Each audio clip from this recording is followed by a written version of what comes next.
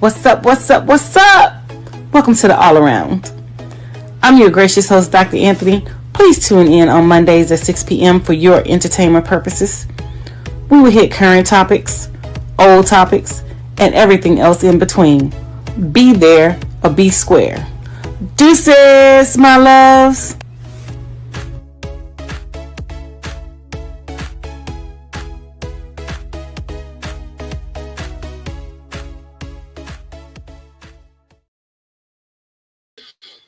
Hi, what's up? What's up? What's up? I am your gracious host, Dr. Anthony, and welcome to another great episode of the All Around.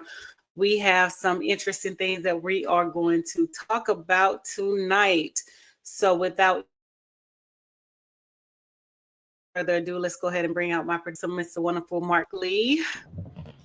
How are you doing? I'm well. How are you? How are you? I'm doing good. As you can tell, I'm over at the Hayti Center. We're getting ready to have African dance class. I think there'll be some play practice going on as Ooh, well for an dance. outdoor production of Othello. So they're actually going to be producing Othello at several outside locations, I think starting in May and running for a few months. So they're actually doing dress rehearsals and everything like that. And then on Saturday, we had women at work, which is definitely like a celebration of Women's History Month. So we had a lot of You're right. women performers, and all along those lines, there was my friend Kimberly McCrae, who is a poet. She goes by Redefining Freedom, and she was doing some poetry work. And then there was the lady that put it on, Andre Valdez Woods, and all along those lines. And then they had the United String of Colors, which lets you know that even classical music can have some color to it, because there's an all African American ensemble of classical music and all along those lines. So they do some of the traditional classical sounds. And then they had my boss's daughter that has a Krav Maga studio, so she gave them a demonstration of Krav Maga and all along those lines. So we got to be ready to prepare to defend ourselves, and all along those lines. It's good to know various martial arts, whether it's Krav Maga or Jiu-Jitsu or karate or a number of other things, because we know some of these other folks are being out there being slightly crazy. So we might have to either arm up or be prepared in order to have some self-defense if they want to act stupid. No, we definitely have to have, some self-defense classes and get prepared for what's to come. Starting to go ape shit, ass crazy, batshit crazy. And so we definitely need to arm ourselves and, just be prepared just in case, they try to infiltrate our homes, our businesses, and things like that. Because in Ohio, we've already had an incident where they drove a U-Haul truck with Nazi representatives into a Black community and a Black neighborhood, and they were ran out same Black neighborhood, but at the same time, the police into that community and into the Black neighborhood, saying that they were not doing anything wrong. They had the right to protest, and we had a right to defend ourselves. So, we have to be prepared in all cases, in all fronts, in all things. So if you're out there listening in digital TV world, make sure you guys are prepared. Make sure you get your concealed to carry. Make sure if someone comes in your house, you take them out, because if they survive, they can sue you. Mm-hmm. That's real true. You take them out, there are no survivors if someone enters your house. It's sad to say that or whatever, but that's just the God's honest truth. We have to be prepared. We have to protect ourselves, protect our families, protect our homes, and just live accordingly, because we are living in some tumultuous times. Their anger is increasing, is fueling. There has been a lot of gaslighting on the other part. They're trying to blame Americans for what's happening. This is not our fight. This is not our march. We don't have a dog in this hunt. We don't have a gun in this gun show. So we just have to be prepared. We have to stand down, continue to rest, continue to do what we're doing, and continue to make moves in silence, because these people are angry that they voted for this man and that they are the ones that are now being on the receiving end of what he's dishing out, because originally that it wanted to harm us because that's the way that it was presented to them. They got rid of DEI because they thought it was a Black people DEI. White women didn't understand that they were the greatest beneficiary of DEI. White men didn't understand that they were the next greatest beneficiary of DEI. But because they tied it to Black people, they voted against it. Like with everything else, they vote against their own best interest, which ultimately affects some of us in our own best interest. So we definitely have to, start thinking outside of the box. Baseball bats, have weapons on every level of your house. I have a three-story house, so I'm definitely having weapons on every level of the house, because if somebody coming in, they're not leaving out unless they leave it out in a body bag, and I can guarantee you that. That makes a lot of sense. Not going to go out that way and everything.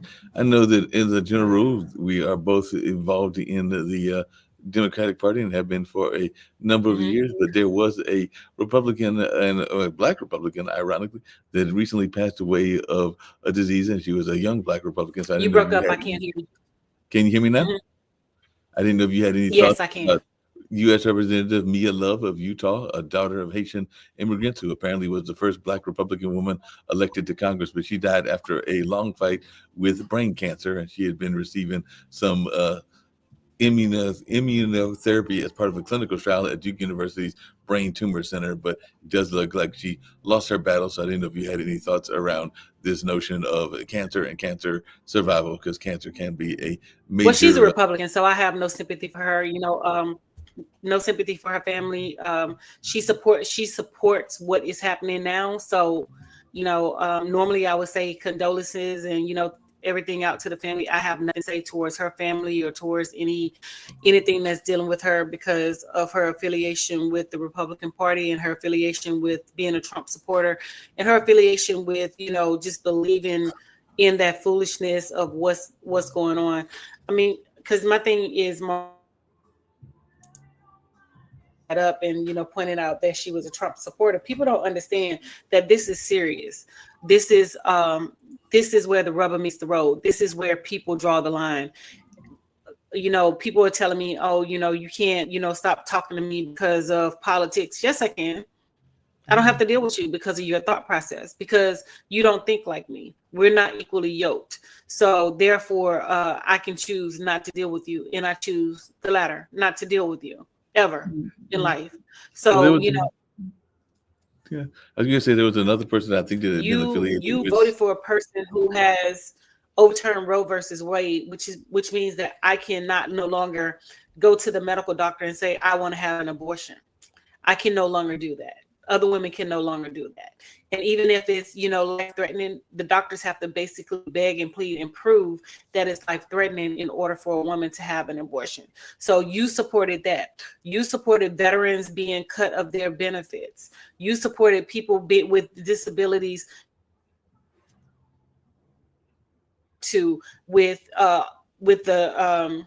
now in the executive order, Mark, they can only earn minimum wage. They cannot earn no more than minimum wage.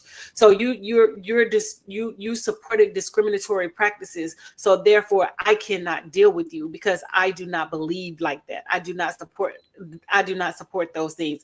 And I stand on business. And what I've been getting pretty much all day is, oh, you have a victimhood mentality. What's a victimhood mentality? Because I'm standing up for people. I've never done any of that stuff. Well, I take that back. I lived on housing when I was in college or whatever, because I was in college because I didn't want to pay rent. But other than that, as an adult who is a working adult, contributing to taxes and things, I've never done any of that stuff. I've never received, food stamps. I've never done any of that. So, even now my salary is considered, higher to upper middle class based off of, where I live, what I make, and what I bring, for me to align myself with you and you think like that. That's a problem for me, because I can't live with myself knowing that you support the very man who has taken certain rights away from me, the very man who has been a racist all his life. The Department of Justice has sued him countless of times, over and over and over and over again. And you expect me to deal with you, and you align yourself not going to deal with you, and I'm, God gave us a brain. He always say use your discernment. I'm using my discernment. I'm using my brain. I'm not going that route. I'm not dealing with folks that has, openly supported this man. I even had words with a lady in one of the groups that I belong to. She was like, boasting. She was a foreigner, Muslim lady, boasting about she voted for Trump in both elections. Well, every time he ran, she voted for Trump, and she stand on her business. But my thing is, if you voted for Trump, why are you trying to panhandle, and why are you trying to pander to get Black women to support you? No, you don't get it both ways. You don't say that you have voted for this man and you support everything that he stands on, and you are in a Black woman group trying to get Black women to support and follow you. No, because I'm gonna let it be known. Every time I see your name pop up in a group, I'm gonna let it be known that you are a Trump supporter.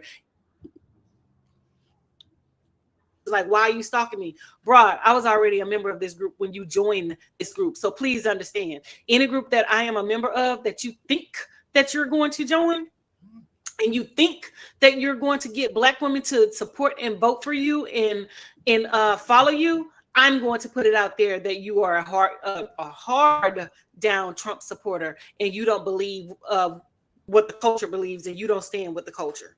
Mark?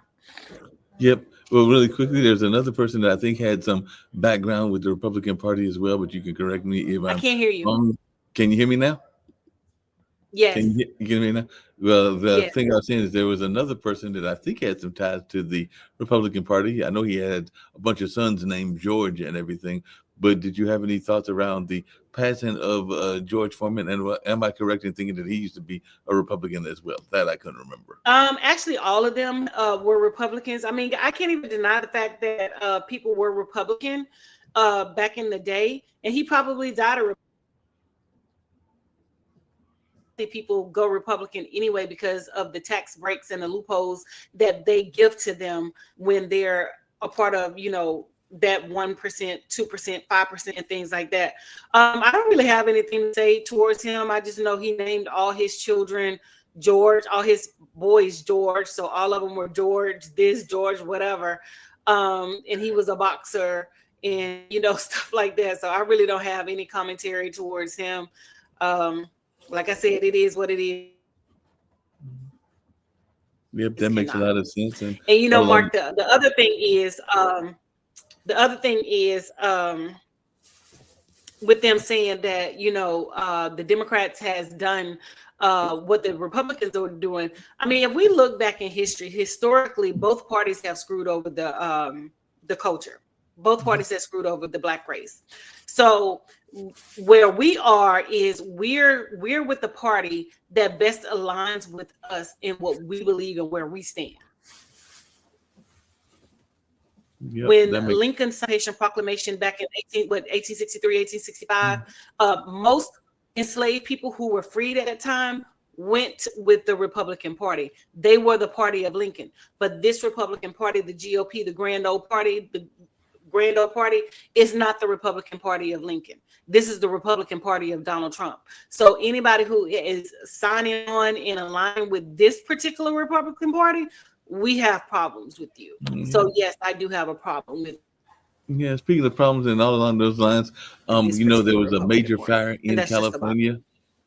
There was a major fire in California and the Eden fire, but the Altadena residents, which is one of our communities, definitely got hit as well. But now they're fighting to keep out luxury developers because, once we have any disaster, a lot of times people try to exploit the disaster and to bring in some high rent and some high cost kind of factors and everything. So I just wanted your take on that because definitely Altadena is a predominantly African-American part of the community in Eden, but they're now fighting because they don't want those luxury developers to come in there and. Well, the thing about it is, the thing about it is they just have to stand firm and, do what they need to do in terms of, with the insurance company, because the same thing happened with Hawaii. They tried to go in and scoop up and buy the beachfront property from the natives and, the people that were already there. So it wouldn't even surprise me if somebody didn't set that community on fire because they have done, you know, things in the past to you know, all Black communities. Take Rosewood for Yeah. Black man, and they burned down the whole Rosewood community and drove, you know, Black people out of their homes, killed Black people in, you know, for just existing in that area, all because a white woman lied. So again, I don't have, you know, I honestly don't think that I wouldn't put it past them to say that somebody actually set that fire to that particular community. Because think about it, out of all the wildfires that community in particular has never been hit by a wildfire.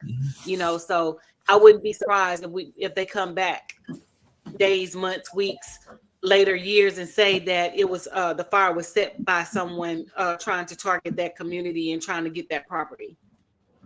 Yeah, it wouldn't surprise me in the least bit either, and everything along those lines. I would not be surprised if that was the case and everything like that. I did have a question to you because I did see another Yes. interesting article and all along those lines, and it's a popular topic and all in that way. I heard And article. everything. Yep. Did you hear me? Yes, I can now. Okay.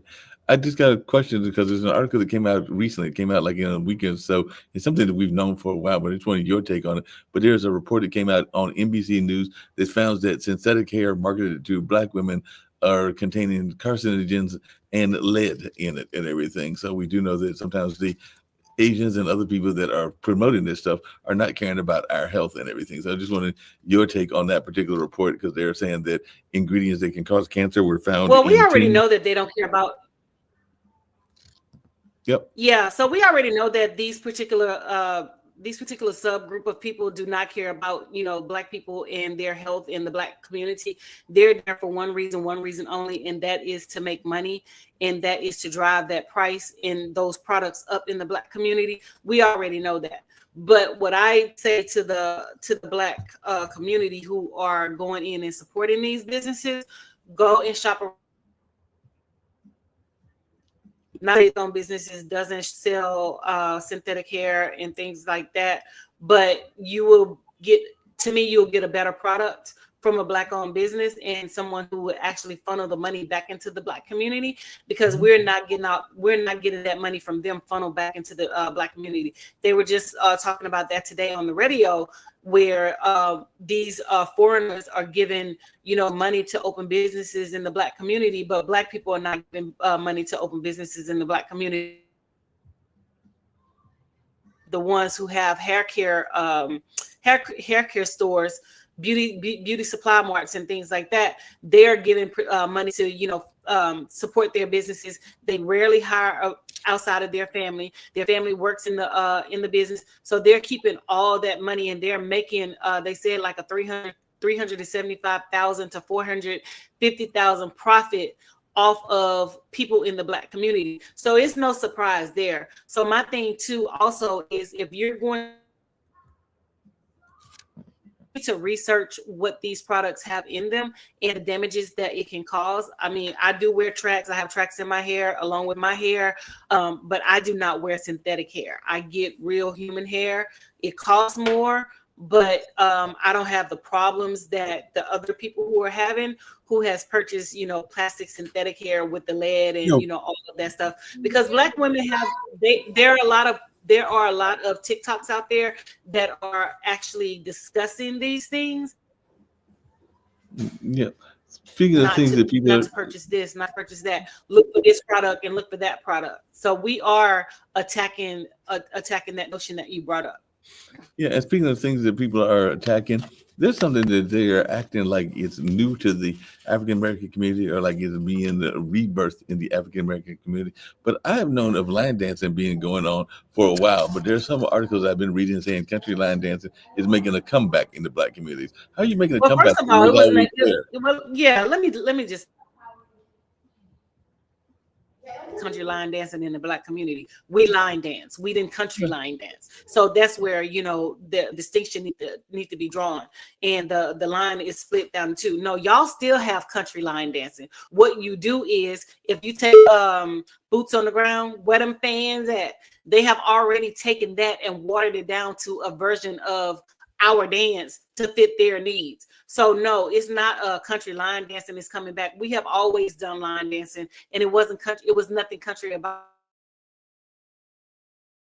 community. Y'all have y'all little line dancing, y'all little country western, your little do-si-do and all that stuff. But the Black community has always had line dances. We've been having line dances since forever. But since you guys have started paying attention and copying, like y'all always do, copy and steal Black people dances and Black people moves, now y'all want to say, oh, it's coming back. No, it never left.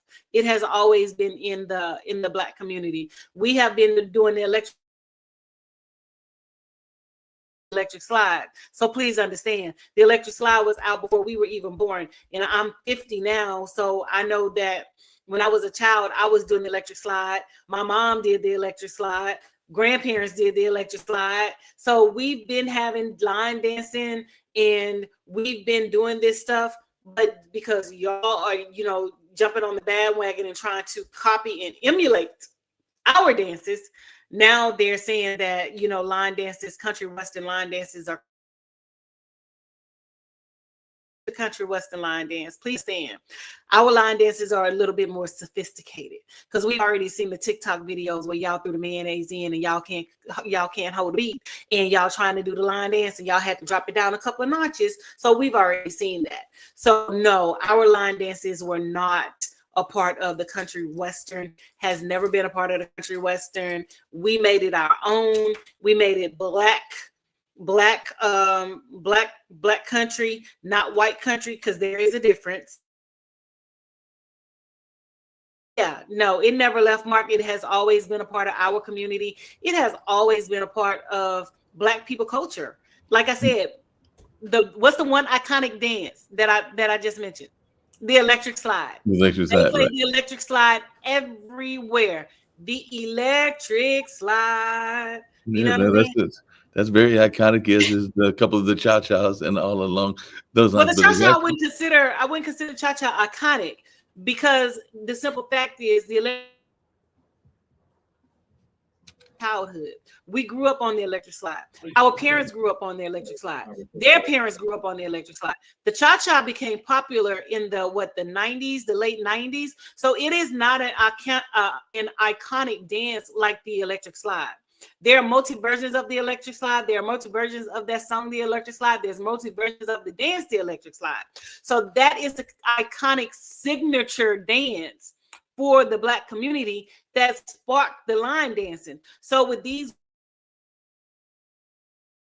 country line dancing is coming back, baby, we never did your country line dancing. Please understand, when we have country western or when we have trail rides, we did our version. We did the black person version. We did the ones that's on beat, where we danced and we grooved and things like that. We didn't do the mayonnaise version where you have to change the steps and water it down so that y'all can understand the dance. And we've already seen on TikTok how y'all screwed up the Kendrick Lamar challenge, how y'all them fans that and y'all changed it to the mayonnaise version, and then we had to come back and season it up and show y'all how it's done.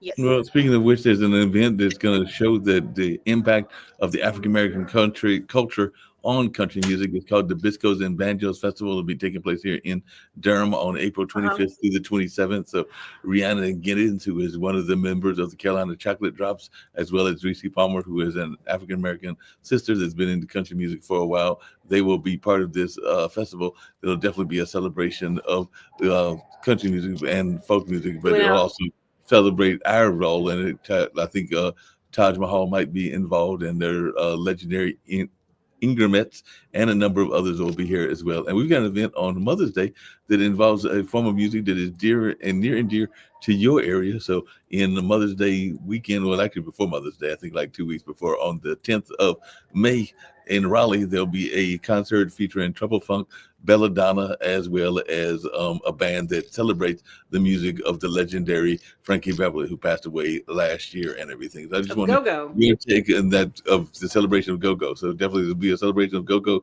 music, but also a celebration of Frankie Beverly as well. So yeah, that concert will be taking place on May 10th, and I just know that is the big DC sound. So what is your take on that form of music? Well, it is the big DC sound. I cannot deny that. That has been played since I've been here, since before I've been here, and they are continuing to play it. I do listen to a little go-go at some of the local spots here in DC. I've seen Backyard perform at some of the local spots, and go-go is very, very, very dominant here in the city. And I don't know, Mark, if you remember a few years ago, they were trying to get the Metro phone company shut down over by Howard University because the white people who moved into the community over there said that it was chaotic and it was causing, mayhem and things like that or whatever because of the music that was playing, and they particularly and support the community, but that kind of backfired on them or whatever. And then they were trying to start a petition talking about they need to move the university. No, you need to move away from the university. That's what you need to do. But yeah, go-go is definitely a big thing in DC.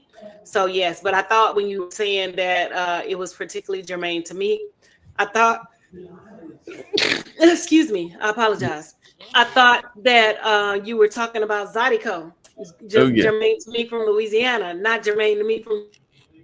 Yeah, I was going to DC, that Jermaine to you, but no, Zydeco is much more. So I thought you were meaning Zydeco. Yeah. And there's a big Zydeco following here. Blues and jazz. Yeah.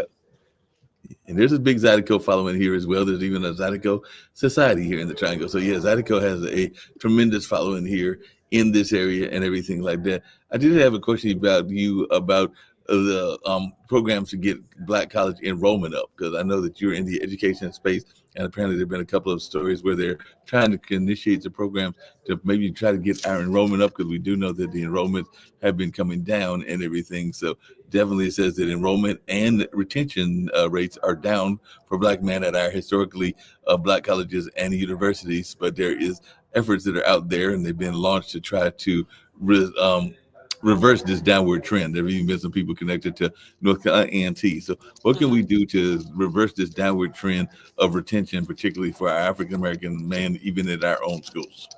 So what we need to do is we need to, get the word out, because a lot of the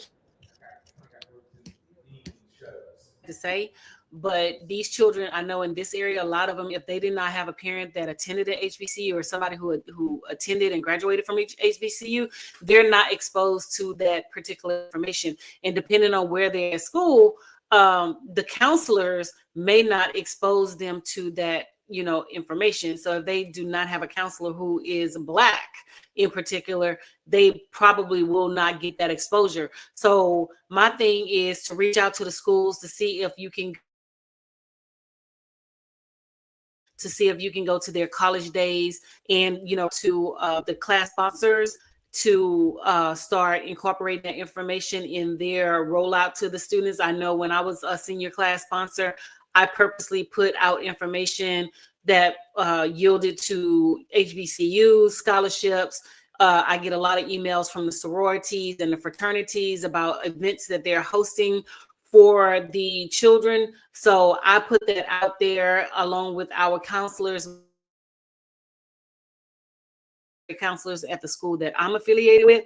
And so they're getting in multiple ways, from our AVID coordinator to, myself, and I'm over SGA now. So I'm still giving them information about scholarships at HBCUs. I'm giving them information about programs such as free SAT classes at the HBCUs. I know the Kappas always email me with information about that. So I just posted some information in my Canvas classroom for free SAT prep and ACT prep. So the colleges have to start reaching out to these high schools so that they can get more involved in the process of going to talk to the seniors.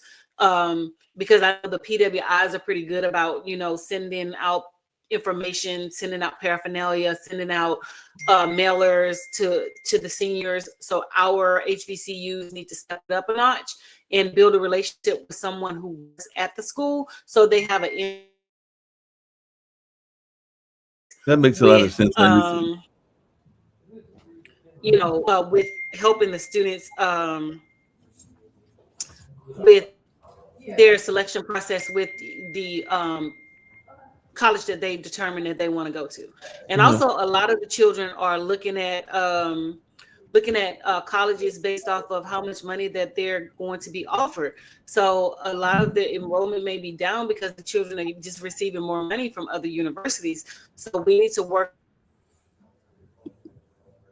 with scholarships and other means of financial aid and other means of money to, to offset the cost of them going to those particular colleges and things like that. So we have to, like brainstorm, put our heads together. And like I said, we have to work together with the people at the colleges. And just for me speaking personally, I think that the HBCUs definitely need to reach out to someone who works at the at the high school level, so that they have an inside person, so that they can get the information. Yeah, that makes a lot of sense. We had talked about it before on the show and everything, but what is your take on this notion of dismantling the Department of Education? Because that's one of the things that the crazy Republicans are coming up with and everything. So what is your take on that, as well as your take on the privatization of the post office? Because they're saying they want the post office to be run by private entities, but definitely they're talking about dismantling the Department of Education altogether. So Dr. Anthony, what is your take on both of those? Well, let's start with the post office first. Well, the mail system is already jacked up because they have a Republican that is running it. So then over the mail system has definitely been jacked up. So if they privatize it, I think that's going to be the downfall of the mail system. So I'm looking forward to seeing, how this is going to play out, because everything that they privatize has failed. Let's take Texas, for example, with their electricity.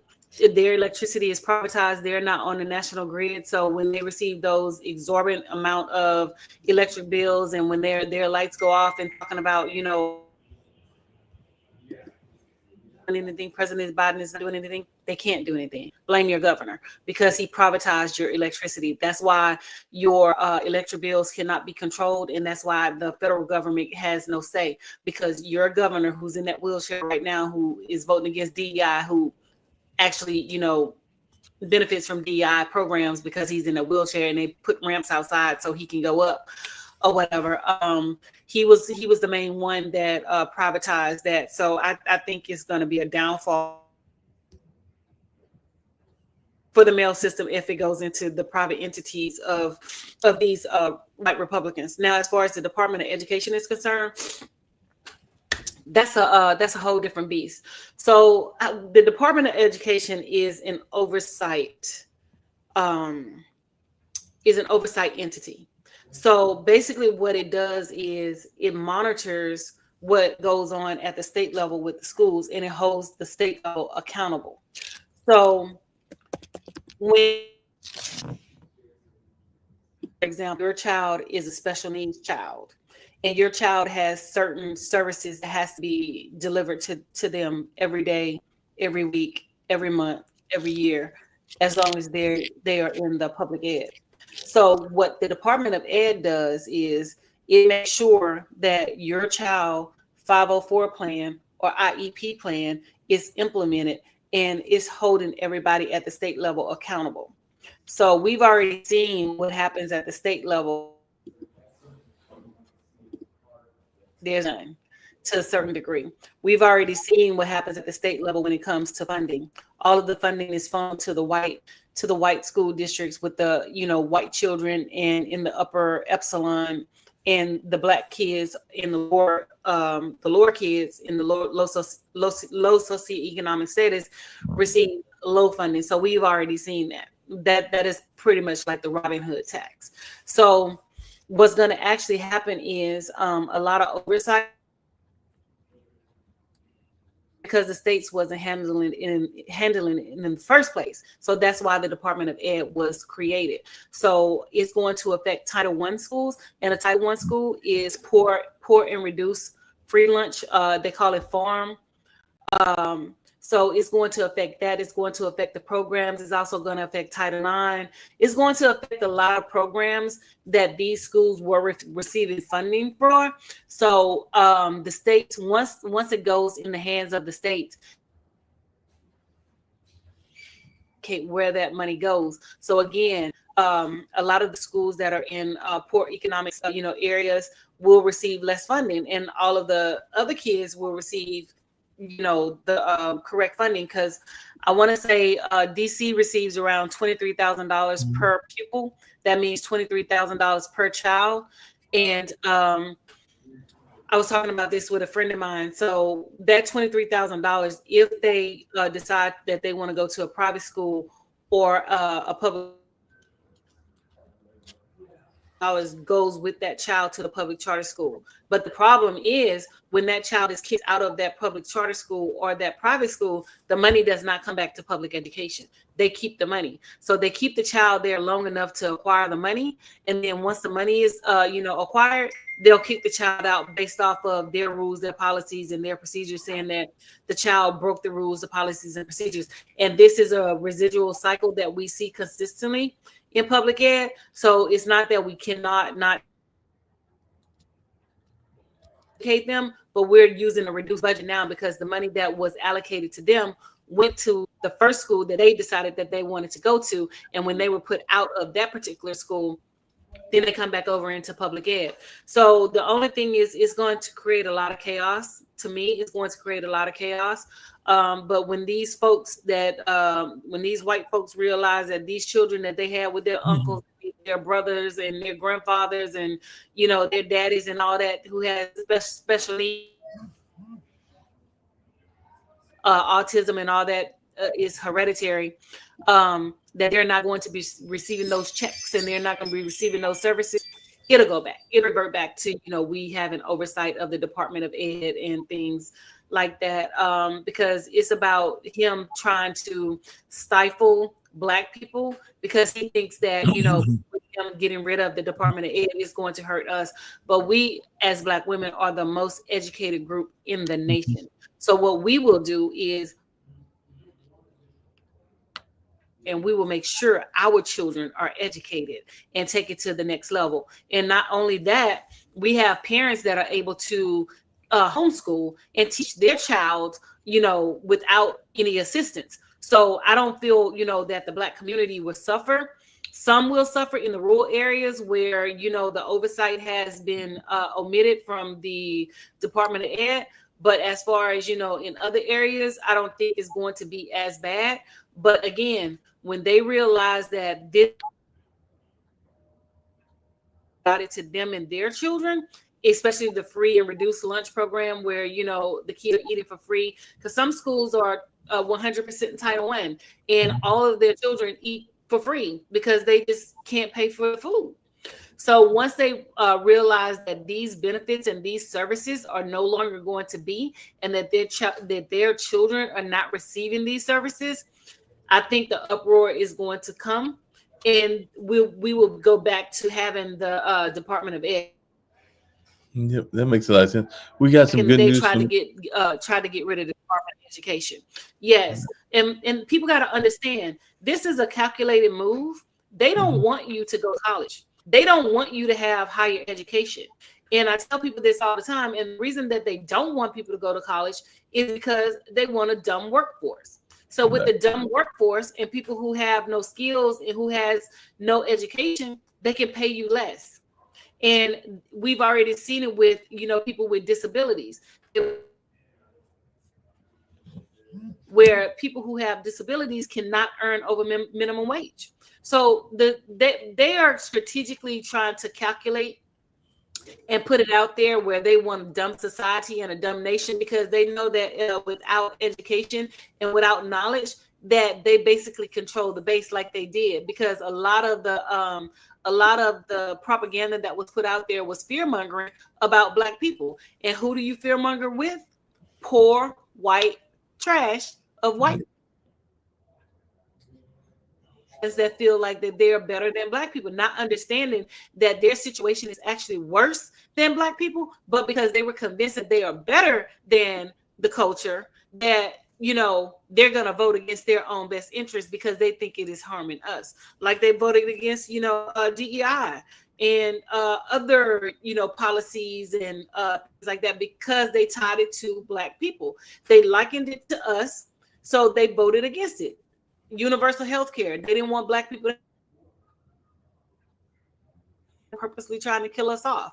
They don't want us to have free education because they don't want us to be educated, but we're educated anyway. So all of this stuff is to harm Black people, but they don't. But what they fail to realize is you were going to get caught up in that same foolishness. Michelle Obama said it best. She said at some point, Donald Trump ugliness is going to touch all of our lives. And what is it doing? Touching all of our lives. So when they understand that they're a part of that process,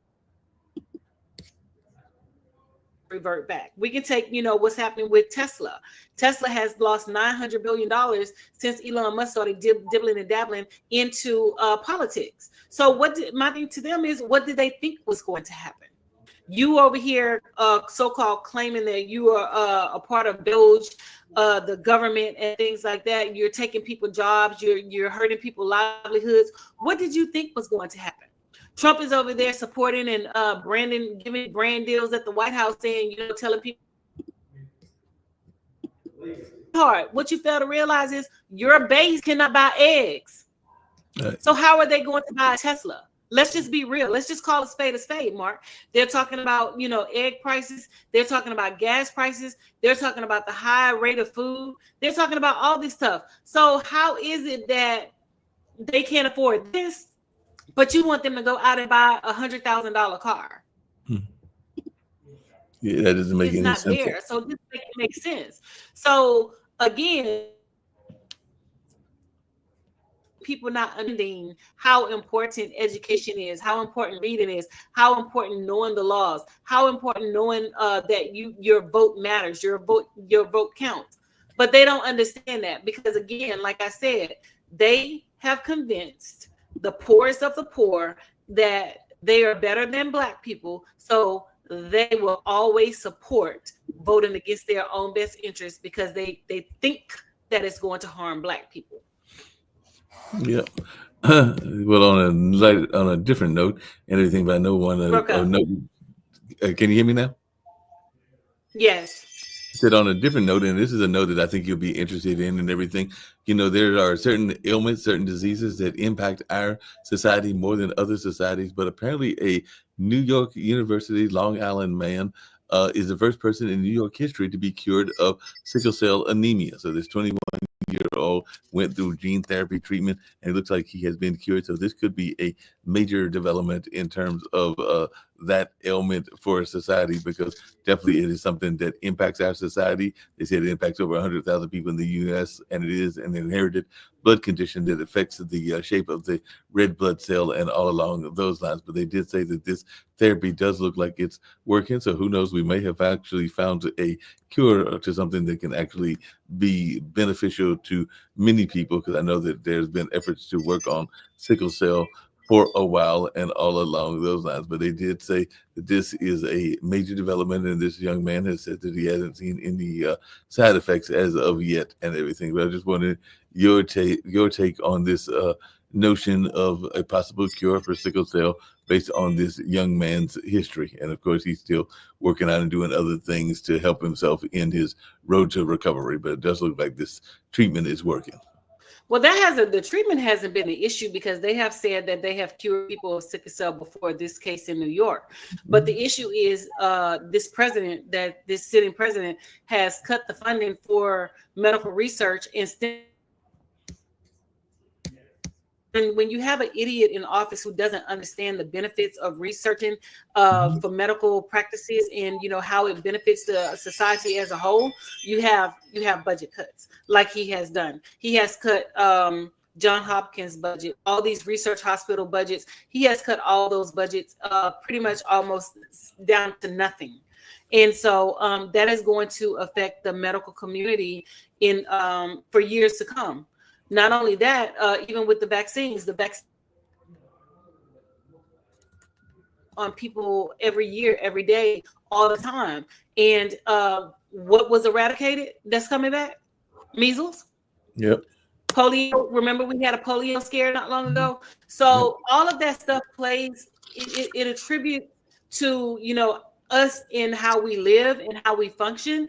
the research is necessary. The research is needed for the treatments that, people are receiving. Because if that stem cell research wasn't done prior to this young man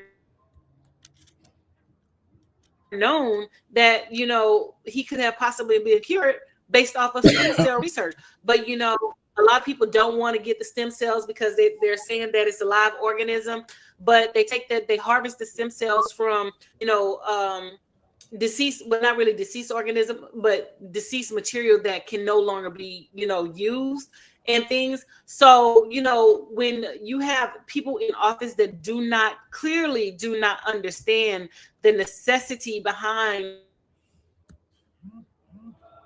medical research and how it is, then we're going to have cases like we had in Texas, where they had 329 cases of measles break out, and people die from the disease because of lack of knowledge and because of lack of ignorance. So, I mean, we have an idiot in office. So what can you expect? We just have to deal with what's been given. And the only thing that is going to be our saving grace is we have less than a year and a half before the midterm elections. Speaking of that idiot in office, everybody needs to go out and vote blue and make sure that we get these Democrats in these seats, and make sure that we get these Republicans out of those seats so we can have some control. Yeah, got to get back to control and everything like that. And by the way, it does look like Target has seen a decline in their stocks after that strike that was launched by that Atlanta minister. So they are definitely being impacted. So we can also impact through our bottom dollar and all along those lines. But I'm also trying to figure out, because apparently some folks, including some that were on the Republican side, are being removed from history. I can't hear you.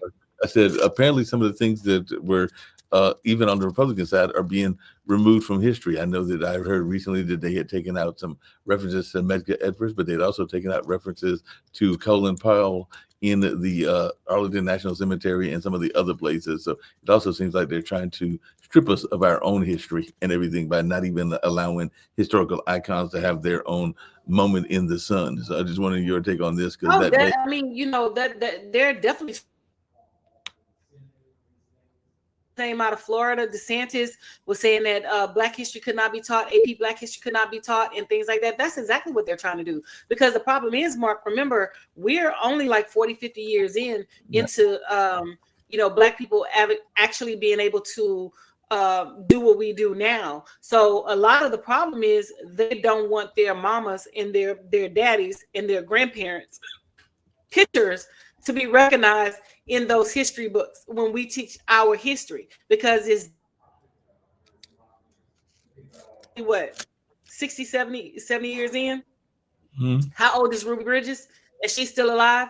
And when she went to school, schools were segregated and they tried to kill her as a child. Right. So, because my thing is, white people are quick to say that our children are too young to read about it, but our children wasn't too young to experience it. Exactly. To go through it, to live it. And Ruby Bridges is a lived experience. She is a live person today that's being in a segregated school. That was not that long ago. So, everything is for a reason. They want to keep Black people ignorant of their culture, which we are not ignorant of our culture, because we have Black historians, we have Black storytellers, we have Black books, and where we can get our information from. But it's the problem with, disseminating that information to other people. That's where the issue comes in at. Just for example, let's take the election, for example. Now all the white people who voted, they didn't understand, they didn't know, nobody told them, which that's a lie, because, Mark, you and I discussed it on this show. I discussed it on my personal Facebook. I discussed it on my personal TikTok, and other content creators discussed it. So the information was out there. They just chose not to listen to the information. They chose not to read upon the information. They chose not to research the information, because we talked about Project 2025 here on this show, Mark. You even read some excerpts from Project 2025. Yep. Along with Project 2025. Oh, Donald Trump says that he's not affiliated with the Project 2025. Oh, Donald Trump says that he has nothing to do with Project 2025. Oh, Donald Trump says that this. Donald Trump says that. And what was the first thing that he started doing? He started working out of that manifesto from Project 2025. Yeah. So everything that we're experiencing now is from Project 2025. So, my thing is, don't try to act like you had no role in this, because you did have a role in a significant part in us dealing with the foolishness that we're dealing with now. So please don't act like, oh, I didn't know, and I was unaware, and I wish I could change my vote. You already know that you cannot go back and change your vote. You already know what we told you. You already know what we discussed, and you chose to vote against it. He clearly said that he was going to go after women reproductive rights. They overturned Roe versus Wade. He clearly said that he was going to go after the Department, that he was going to, transport, get the illegal aliens, so he claimed, out of here. So everything that this man promised on that campaign trail, this man is doing. He clearly said that he was going to go after people who voted against him and who went against him, which is not what a sitting president and representative of the United States as a culture as a whole is supposed to be doing. But these white folks are allowing this to happen, and they're trying to get him in for a third term. Yep. People are not going to stand by and allow it to happen, because the Republican senators and congressmen have been told not to attend the town hall meetings in their locations with their constituents and things like that or whatever. So the constituents are mad. But guess what? You're there now, but when the voting process takes place, you won't be there, because the midterm elections is going to be the tale that tells the tale. And we're going to vote in those midterm elections to make sure that they're not. Yep, that makes a lot of sense. There's a major historical figure that some folks are learning about because of some of the displays and all along those lines, because apparently there is a artist, a gentleman by the name of Alvin Petit, I think it's pronounced, and everything, but he has got a sculpture of Harriet Tubman called A Higher Power, the Call of Freedom Fighters, that won the design contest for a Tubman statue to be erected outside Philadelphia City Hall, and it was unveiled recently and everything. So for those that don't know about the amazing Harriet Tubman, who was an abolitionist, humanitarian, and leader of the Underground Railroad, which may have helped free more than 100,000 people during the antebellum period, and who definitely didn't take any BS and everything. What is your take on the famous Harriet Tubman, as we get ready to get out of here shortly? But I just thought I'd end it on maybe a historical note. So what is your take on the famous historical figure, Harriet Tubman? And she definitely had some ties to Maryland as well, because Aramata Ross, that's Harriet Tubman's real name, was born in Dorchester County, Maryland, around 1820. She later adopted her mother's first name, Harriet, when she was around 5 years old, and Tubman was forced to work as a nursemaid and later as a field hand, cook, and a woodcutter. So she had 8 brothers and sisters, and slavery kept many of them apart. But I just wanted your take on the amazing work that Harriet Tubman did when she was living. Well, Harriet Tubman, like you said, was an amazing woman, amazing historical figure. She is turning over in a goddamn grave right about now, based off of, the people and how they have went against, the 8% of women that voted and sided with Trump. And then the men, from the, 84% black, 16% of black men that sided with Trump. So she is definitely turning over in her grave. Those people are the ones that she would have killed and left behind, because they would have went back telling Massa, they running, Massa. We got to go. We got to go get them, boss. We got to go get them, boss. So, she is definitely turning over in her grave. This is not what she fought for. This is not what his brother fought for. This is not what Emmett Till died for. This is not what any of our historical figures fought for and things like that. Marcus Garvey. This is not that. This is not that. So she is definitely turning over in her grave. She is definitely, looking down upon, all these folks with disappointment in her eyes and disappointment in her heart, because these people are clearly clueless, because they think that proximity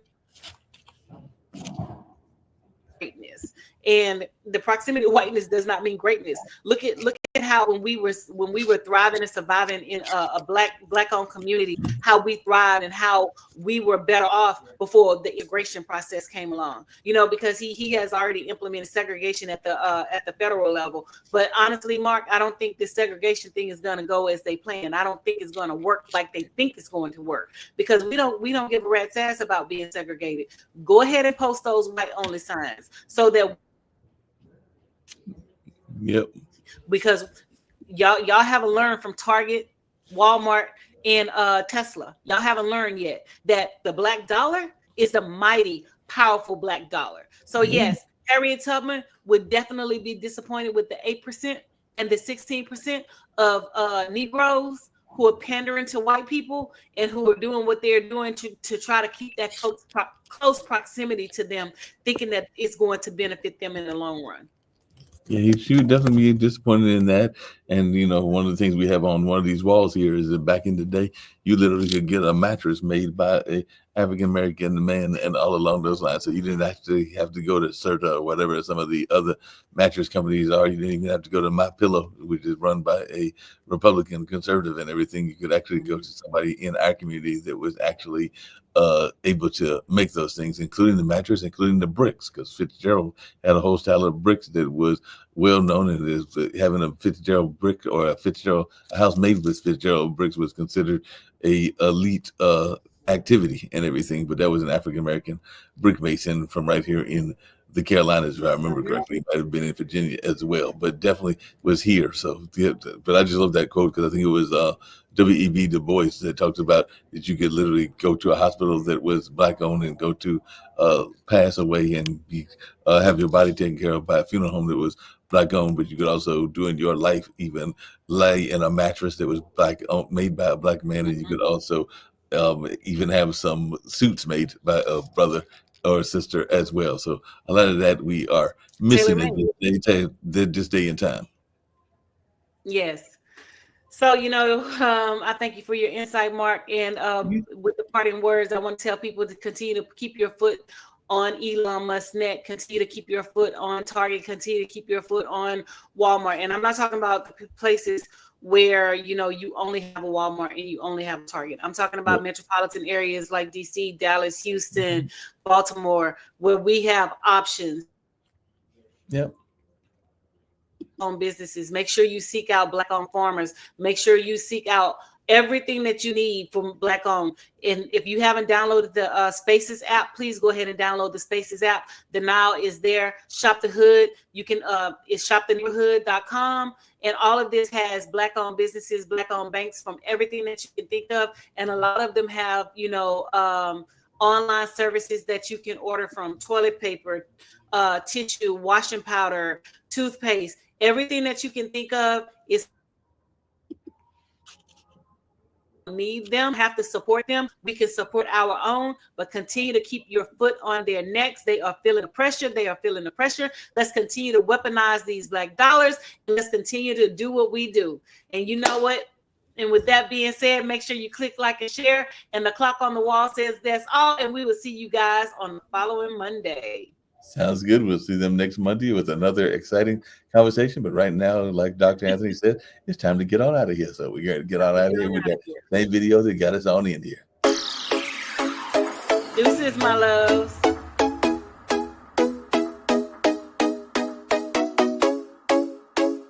What's up?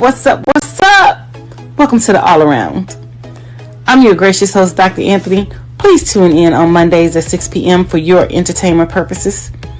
We will hit current topics, old topics, and everything else in between. Be there or be square. Deuces, my loves.